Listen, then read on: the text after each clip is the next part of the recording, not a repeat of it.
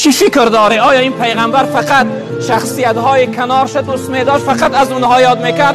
هرگز برادری بزرگواری من، از من و شما یاد میکرد.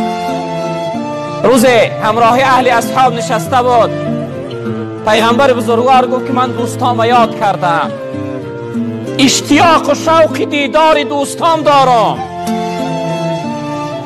اهل اصحاب گفتن یا رسول الله ما در نزدت هستیم، در محضرت هستیم، آیا شما کی را یاد کرده؟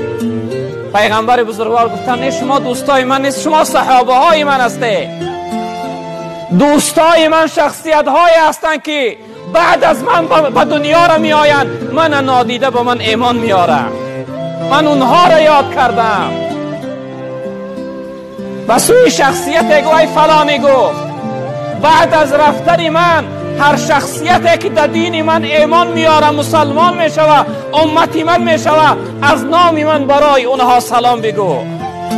و علیکم السلام و رحمت الله و برکاته. از نام من بگو که محمد و رسول الله هر یک کدام شما را، شخصیت هایی که امروز جمع آمده سلام گفت. پیغمبر بزرگوار من و شما را سلام گفت. شنو گفت ای فلان حرفی نهانم، سلامم را رسان بر امتانم.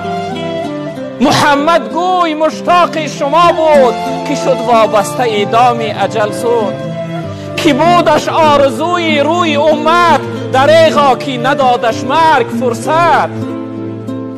چنین گفته از عالم چشم پوشید، زی عزرائیل شراب مرگ نوشید. به جان دادن نبودی غم ز جانش، بخوردی غم برای امتانش.